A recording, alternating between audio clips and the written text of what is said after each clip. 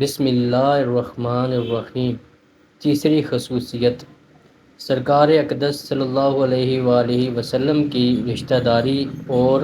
نسب کے علاوہ قیامت کے دن ہر رشتہ داری اور نسب منقطع ہو جائے گا۔ یہ حدیث شریف روایت صحیحہ سے ثابت ہے کہ حضرت عمر فاروق رضی اللہ تعالیٰ عنہ نے اپنے لیے حضرت علی المرتضیٰ رضی اللہ تعالیٰ عنہ کو حضرت ام کلثوم بنت حضرت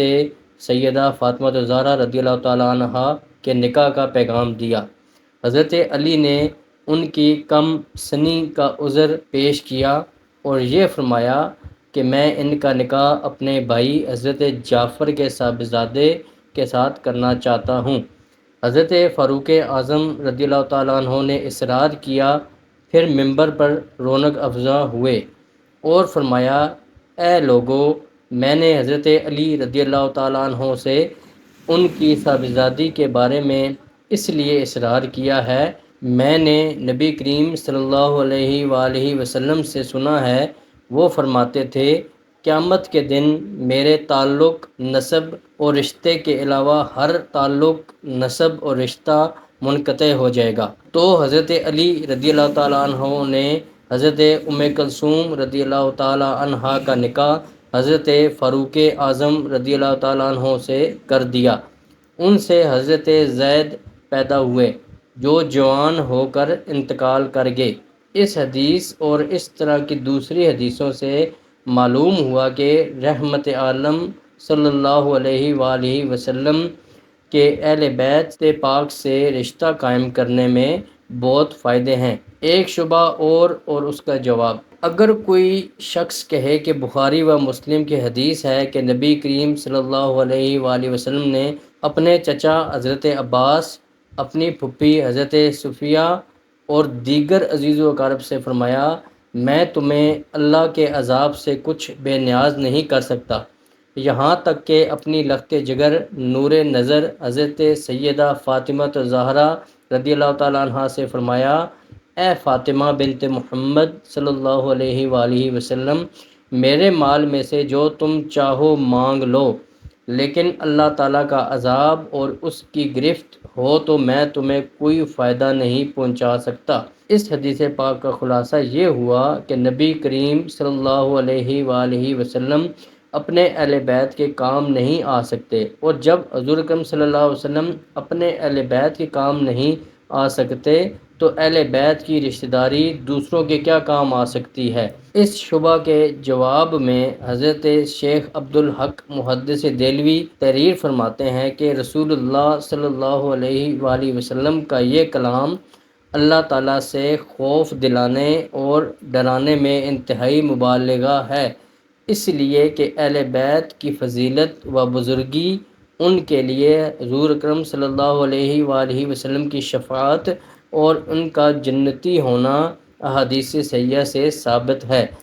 اور محب طبری نے یہ جواب دیا کہ حضور اکرم صلی اللہ علیہ وآلہ وسلم از خود کسی کے نفع و نقصان کے مالک نہیں، لیکن اللہ تعالیٰ آپ صلی اللہ علیہ وآلہ وسلم کو اپنے اہل بیت اور عزیز و اقارب بلکہ تمام امت کو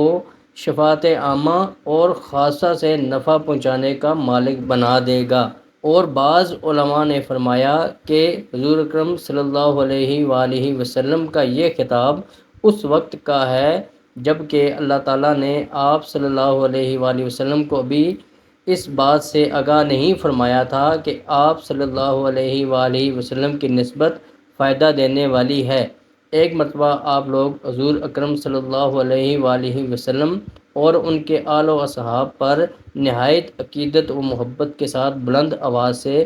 درود و سلام پیش کریں۔ صلی اللہ علیہ وآلہ واصحابہ وسلم۔ علامہ نبہانی رحمۃ اللہ تعالیٰ علیہ رحمت عالم کے نسب اور ان کی رشتہ داری کا فائدہ بیان کرنے کے بعد تحریر فرماتے ہیں کہ جو شخص نبی کریم صلی اللہ علیہ وآلہ وسلم کی طرف منسوب ہوا، اس سے مناسب نہیں کہ جو کچھ ذکر ہوا اس پر کلی اعتماد کرے اور علم و عمل کی فرصت محسوس نہ کرے، اس لیے کہ یہ ساری باتیں اس کے لیے ہیں جو واقعی نبی کریم صلی اللہ علیہ وآلہ وسلم سے تعلق رکھتا ہو اور آپ صلی اللہ علیہ وآلہ وسلم کے اہل بیت میں سے ہو، اور اس کا یقین کیسے ہو سکتا ہے؟ اس لیے کہ ممکن ہے کہ کچھ عورتوں سے لغزش ہوئی، اور یہ بھی ہو سکتا ہے کہ آباء و اجداد میں سے کسی شخص نے منسوب ہونے میں غلط بیانی کی ہو، اگرچہ یہ احتمال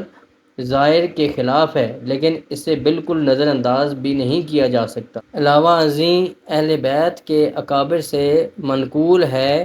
کہ وہ اللہ کے شدید خشیت، اس کے عذاب کے عظیم خوف اور معمولی سی کوتاہی پر بہت زیادہ افسوس کرنے کے خوگر تھے۔ اور علامہ ابن حجر مکی رحمۃ اللہ تعالیٰ علیہ فرماتے ہیں کہ تمام لوگوں پر عموماً اور اہل بیت پاک پر خصوصاً چند امور کی رعایت لازم ہے۔ اول، علوم شریعہ کے حاصل کرنے کا اہتمام کرنا، اس لیے کہ علم کے بغیر نسب کا کامل فائدہ نہیں ہے۔ دوم، باپ دادا پر فخر نہ کرنا اور تقوی و پرہیزگاری کے بغیر محض ان پر اعتماد نہ کرنا، اس لیے کہ اللہ تعالیٰ نے فرمایا ہے، تم میں سے بارگاہ الہی میں زیادہ معزز وہ ہے جو زیادہ متقی ہو۔